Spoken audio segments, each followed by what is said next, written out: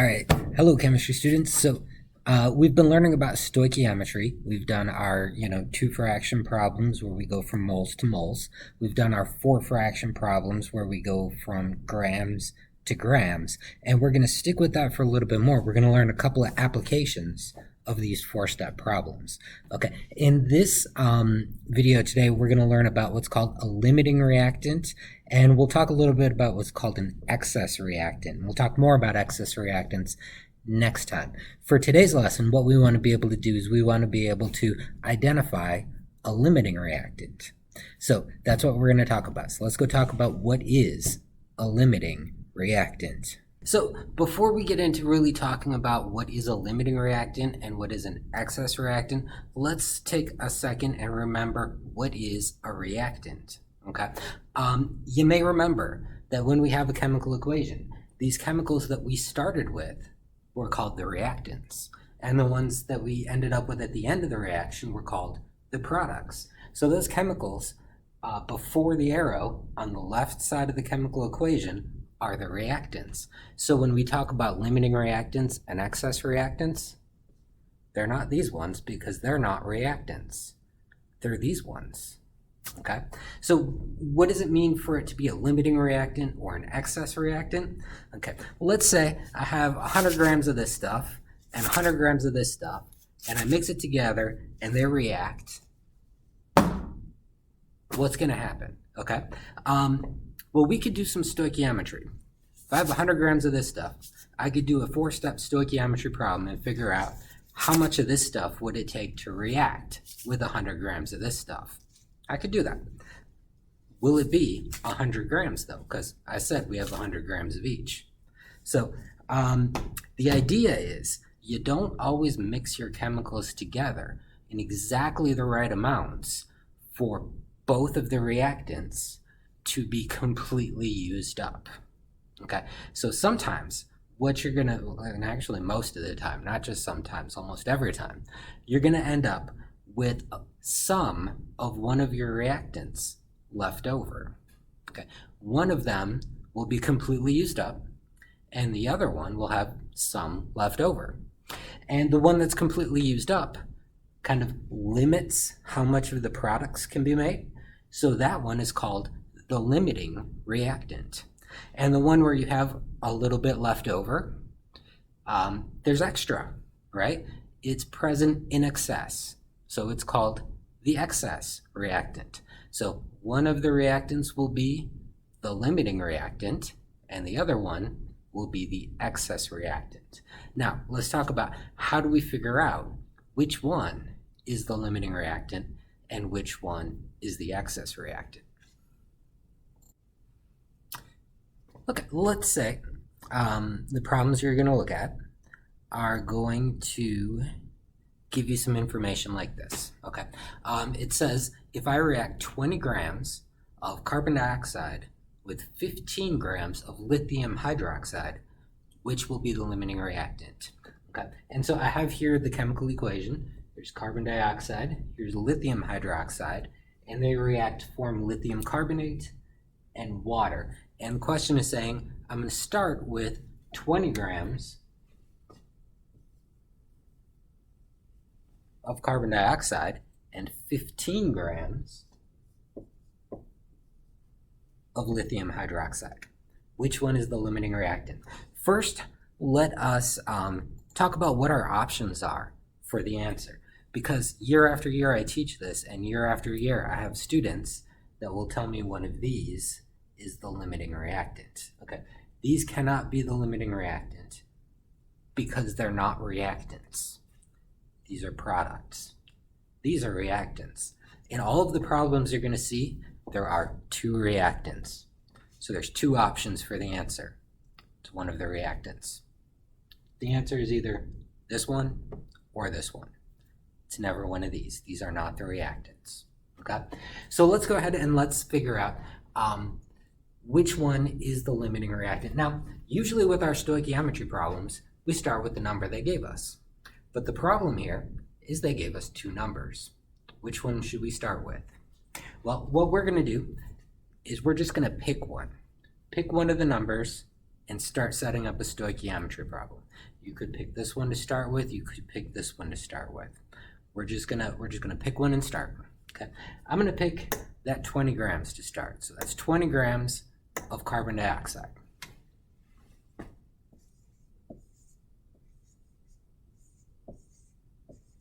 And I'm going to put 1 on the denominator, right? Okay, now what I'm going to do is I'm going to do one of our 4-step problems, just like we've been doing for a couple of weeks now, okay? I'm going to go to the periodic table. I'm going to add up CO2, carbon dioxide.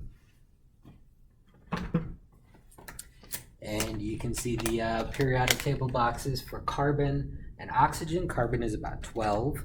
And oxygen is about 16, and there are 2 oxygens. So I get 44 grams there for its molar mass.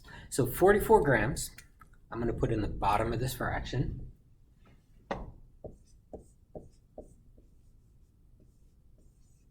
And then, of course, I'll put 1 mole in the top of the fraction.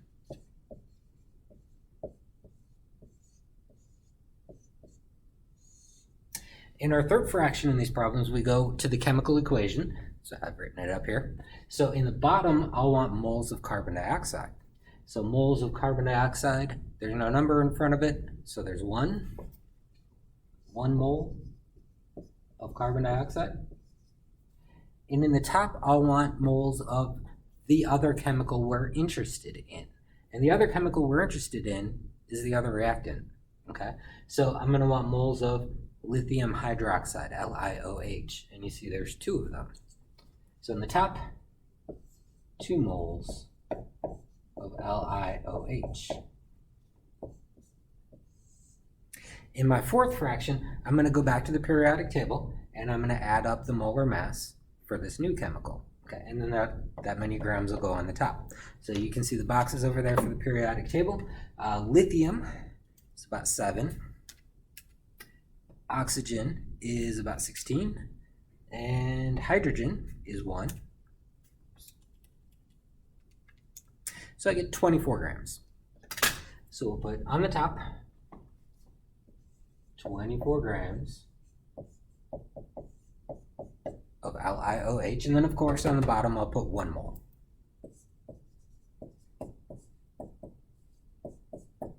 Okay, now that we've got it all set up, let's go ahead and work it out. Figure out what it is. So I will take 20 times 2 times 24 divided by 44, and those are both 1, and I get about 22. So 22 grams of LiOH. Okay, so now the question asked, which one's the limiting reactant? So this is going to answer my question. I'm going to analyze this. I'm going to think about this for a minute, and it's going to help me decide which one is the limiting reactant. Okay? So now this is how much lithium hydroxide would be needed to react with 20 grams of oxygen. Do I have that much lithium hydroxide to start with? Did I have 22 grams to start with? Nope. So I do not have enough lithium hydroxide to react with my carbon dioxide. I am going to run out of lithium hydroxide before all of that carbon dioxide reacts. So if I'm going to run out of it, that's the limiting reactant. So the question asked, which one is the limiting reactant? I'm going to answer lithium hydroxide is the limiting reactant.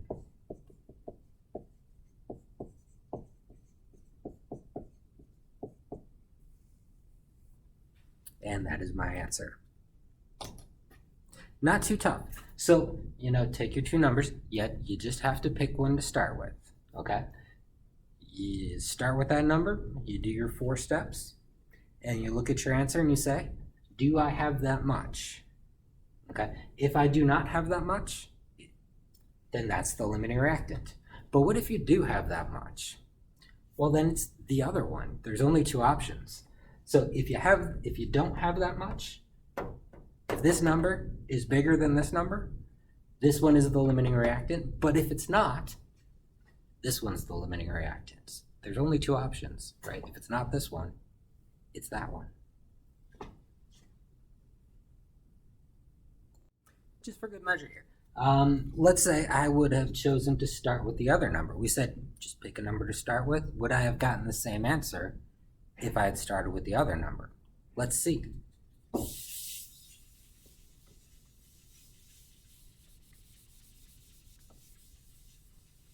Notice my marker's getting dry, so I got a new one. Hopefully it works well. All right. So last time I started with that 20 grams of carbon dioxide. This time, let's start with the 15 grams. So we start with 15 grams, and that is LiOH.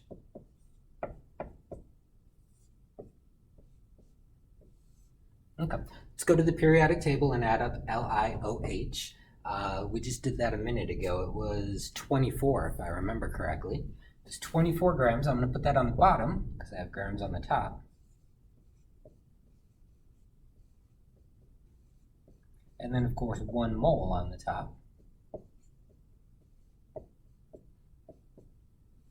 Okay, now we'll go to that chemical equation. On the bottom, I want moles of lithium hydroxide, which is 2.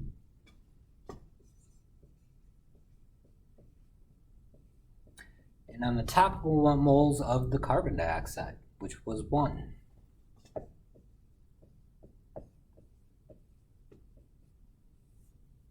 Okay.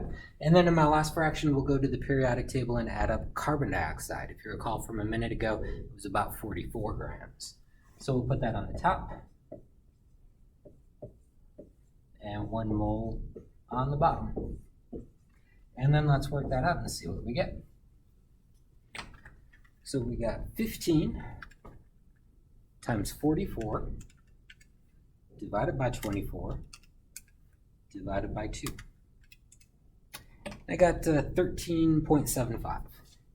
13.75 grams of CO2.